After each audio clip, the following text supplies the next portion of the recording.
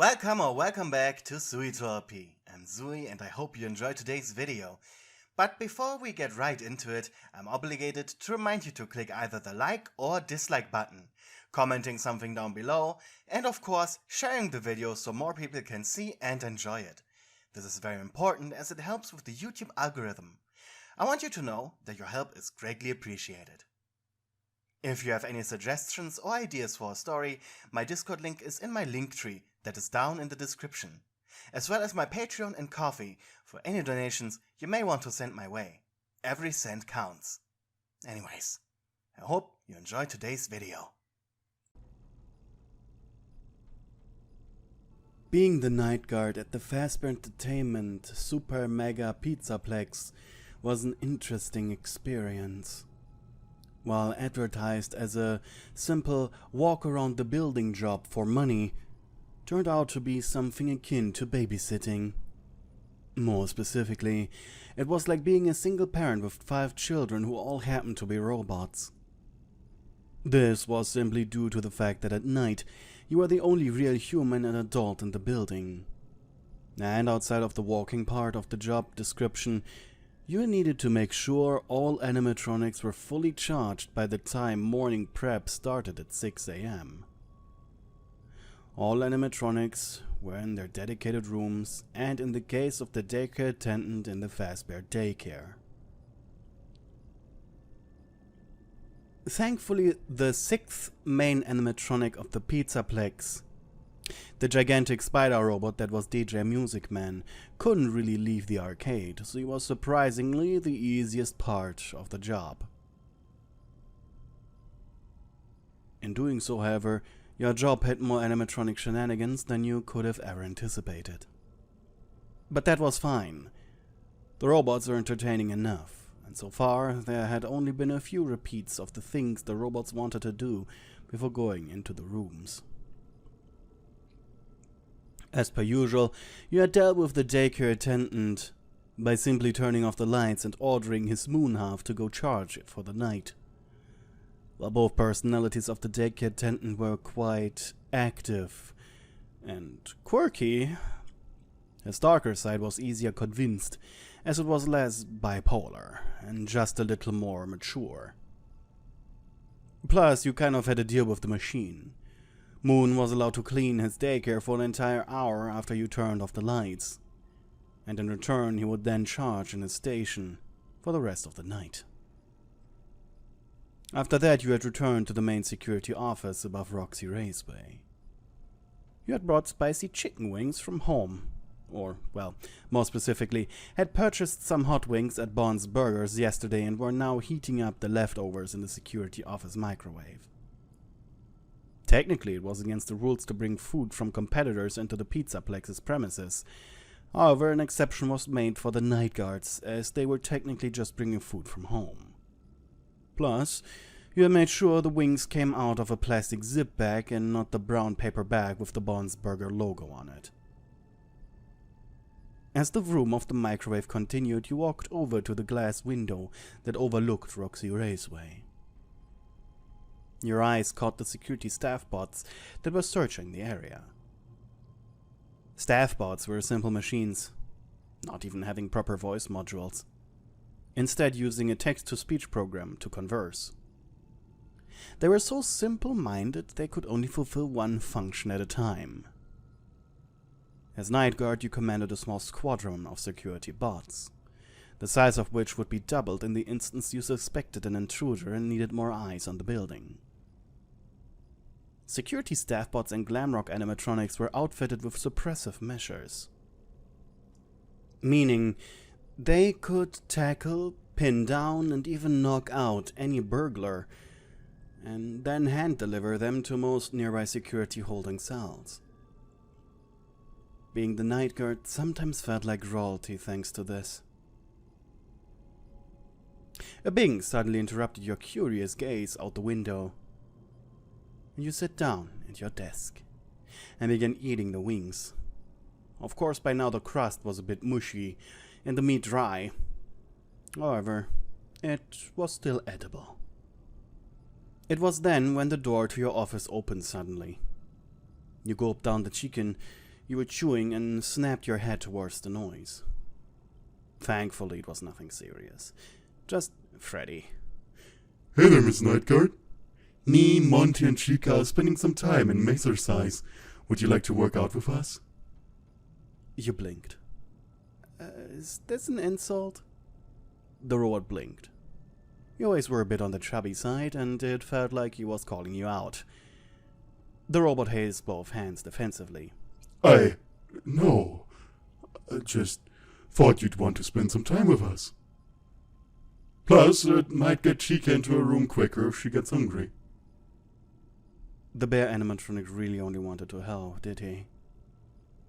You smiled ever so slightly. How cute. I don't think it's a good idea, you said meekly. However, the robot simply retorted with, Why? You closed your eyes for a moment, annoyed. I get really bad post-workout depression. I don't know why. That wasn't even a lie. The robot blinked. Fazbear Entertainment suggests the creation of a simple 20-minute workout regimen to create a path of recovery. You closed your eyes. Most definitely this wasn't suggested by the company. He probably just checked the first search result on Google, thanks to his internet connection. Well, technically he wasn't lying either, as Fazbear Entertainment allowed the machines to cite facts from the internet. Well, you needed to get the robots into their rooms anyway, so might as well. Meekly you followed Freddy into exercise. Not like it was far. Inside you noticed that the robots weren't going to do their workout inside the labyrinth, but rather in its reception area. The 3 Glamrocks Freddy talked about were present. Freddy, Monty, and Chica. So, where's Roxy anyways? Asked Freddy, concerned. Actually, I've been wondering that yourself. You haven't seen her all night. Not even on the cameras. It was Monty who answered first. Said something about her hair being dirtied by some little guy. So she has been in her room since. Probably already in her charging station. If containing Roxy was this easy every night, she'd become your favorite animatronic in a heartbeat. And soon you found yourself on a yoga mat. Freddy was to your left, Monty right in front of you, and Chica stood a little further away, facing you and the others. The warm-up was simple, but to you this was always the worst part. It's where you sweat the most. And since your opponents, or, well, workout partners, were machines, of course they had mechanical precision doing their stretches. Even though they didn't even need them. This was pointless and stupid. Why were you doing this? At what point did you think this was the right choice? Your heart was pounding, and you could feel the wetness under your arms becoming more and more uncomfortable. And you wished you could shed these clothes. Way too hot. And now we start the actual workout. Yay! Shouted Chica. You suppressed tears. Just a goddamn warm-up. Still just a goddamn warm-up. Thank God the robots didn't have any sense of smell unless they had a reason to activate their sensors. They would certainly smell you a mile away. The workout had reached its 40-minute mark when your sticky wet hair slapped your face. Quietly growling, you swiped it away, only to have a big glob of sweat running down right into your eye. It hurt. It hurt so much. Your eye burned, and immediately began to tear up. But your torment wasn't over just yet. As your brain began to unintentionally produce images of memories many, many years ago. Probably wasn't even unintentional. Certainly a fight-or-flight reaction to make you leave. I was in 5th grade, maybe 6. when your parents forced you to take a self-defense class, a martial art called Taekwondo. Translated roughly meant feet, hand, way, a Korean martial art.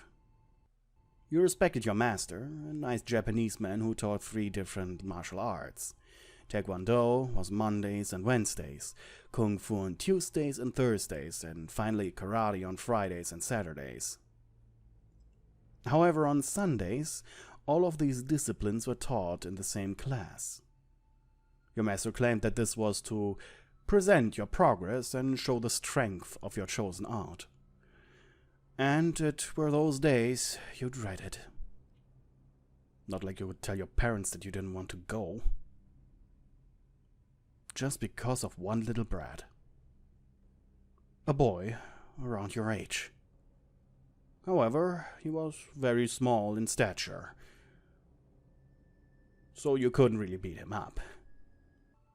Just something about you made him despise you. He made sure your lessons were hell on Sundays. You had focused all your attention on your training, just to be better than him, but due to your physical stature, that was impossible. And during a mock battle with this specific brat, a droplet of sweat had entered your eye. Meanwhile, in the real world, you had stopped moving entirely, lying crouched on all fours, sweat dripping from your hair, and salvia slowly running down your lips, your mouth forming desperate pleas, like thoughts said out loud. And eventually, unintentionally, you said, "Stop making fun of me." It was quiet, a whisper, so barely audible. Montgomery Gator was the only one to hear it. The robot's head turned 360 degrees just to look at you. You didn't fully understand what he was looking at. Monty was under the assumption humans enjoyed workouts. Just some were too lazy to do them. But then finally he calculated a proper action. Without saying a word, he abandoned his position and fully turned to you, walking up to your silent, sobbing form. Chica was confused. Monty? The gator looked back. Can you give me a moment? What's wrong? Asked Freddy. The gator's eyes narrowed. If you guys keep bringing attention to this, you're gonna make it worse. Just keep doing your stupid little exercise. The 2 other Glamrocks looked at him, perplexed at his sudden outburst. However, that was only because they haven't seen the state you were in. Otherwise, Chica would have been the first to comfort you. Quickly and without you making a single noise, the robot picked you up. You were in the fetal position while he was carrying you. "Stop laughing," you cried. The robot wanted to say that no one was, but he knew that wouldn't do anything. "Please, stop making fun of me." Finally pushed your head against his chest. "I'm sorry," you cried. But he didn't react. You were squirming and on the verge of crying. The smell of your own sweat making you feel sick. You wanted to vomit. The robot carried you all the way to Rockstar Row. For a moment, the gator considered putting you in Freddy's room, but knowing the bear, he'd just give you unwanted attention. Growling quietly, the robot brought you into his room, where he sat you down on his abused bed.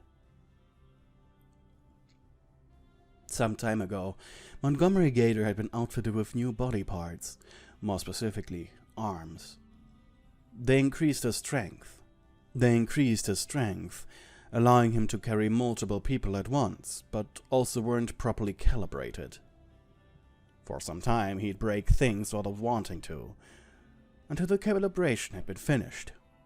Sadly, though, the gator was prone to violent outbursts of rage, which often led to him trashing his room after accidentally breaking something. Because of that, oil stains and broken pieces of furniture, plushies, and glass were everywhere. Not that the robot minded, after all, he was a machine. However, his bed was also torn and oily. That's why he felt incredibly bad for putting you on it. You remained there, struggling with your psyche for a while. The gator quietly sitting next to you, his hands folded in his lap. Occasionally he stretched out an arm in a vain attempt to comfort you, but he always retreated it before his hand could touch you. After 15 minutes there was a knocking on his door. Annoyed, he went outside, to be greeted with Chica and Freddy. Monty, what happened? The gator's eyes narrowed. Get to your room, you two. But we want to help. Don't you realize that you would make more harm than good? Attention is the last thing the night god wants. The robot was practically shouting at this point. Meekly the other two Glamrocks left. Soon thereafter, Monty sighed and leaned against the door frame, arms crossed. However, after a few minutes he noticed something, a lack of sobbing. Curiously he turned his head and peeked back into his room. Miss Nightguard, are you... His jaw dropped. Without him noticing, you had taken off your clothes. Why are you... They're stinky, you huffed. The gator's internal fans began to blow harder to keep his circuits cool. Can you get me a fresh uniform from the employee changing rooms? My locker room code is 1987. Sure. Damn it, he was making it awkward, wasn't he? Quickly the gator left, almost charging towards the private rooms. Barely thinking, he grabbed the first pair of pants and shirts out of your locker and returned to his green room. He had not been outfitted with a personality able to deal with a naked, or, well, barely dressed girl in his private quarters. Meanwhile, you had climbed off his bed. Your head hung low, you walked over to a nearby sink. As if on autopilot, you grabbed a barely clean washcloth from behind his mirror, doused it in water and applied soap before rinsing your body, washing all over the workout stink off of you. Then, when you felt your naked skin was clean enough, you put your entire head under the cool water, rubbing soap into your hair, wanting to get rid of this ungodly smell. It was so disgustingly intoxicating and reminded you of your failures.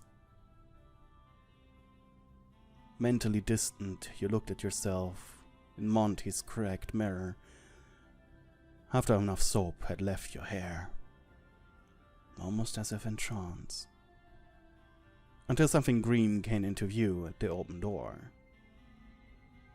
Once again, the gator was acting strange. His arms were twitchy. Why are you naked? He asked.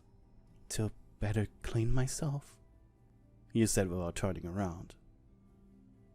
Can you get me my uniform? Yeah. The robot approached you after snapping out, stopping right behind you.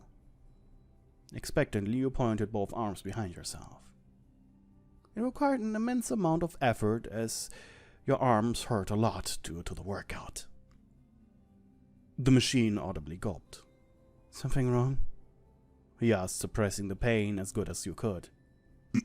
No. Shakily, you pulled the sleeves onto your arms.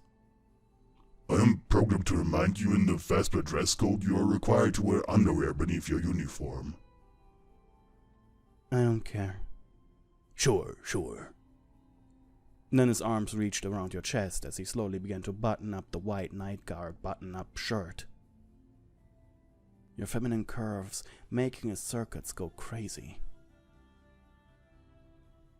When he helped you into your pants, you finally asked, "You're acting weird.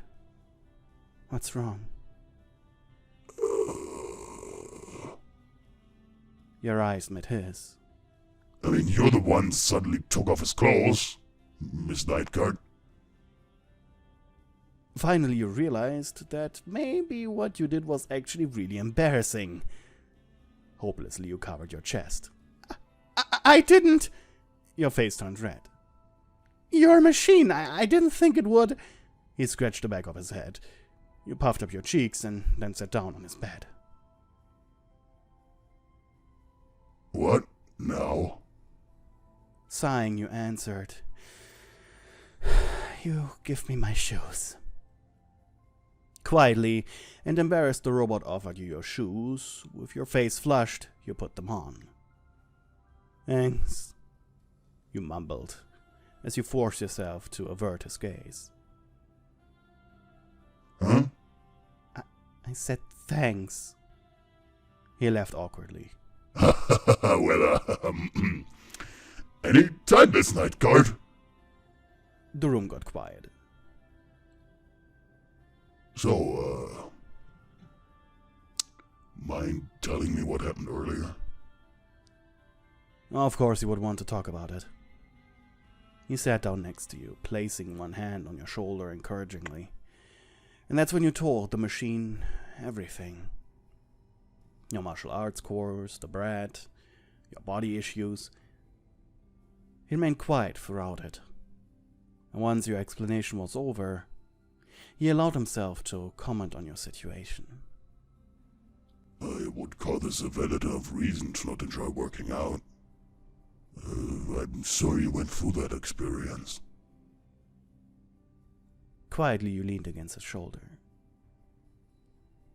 Thanks.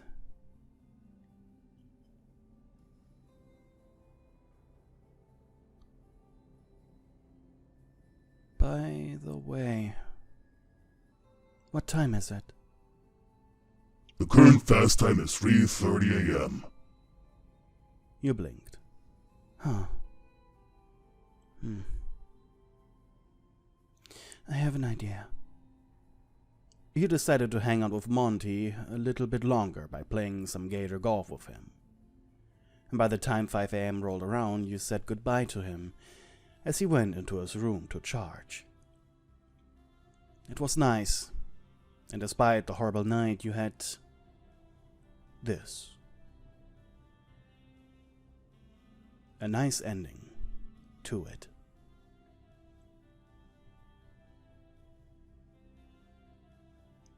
It was nice, and despite the horrible night you had, this was at least a nice ending to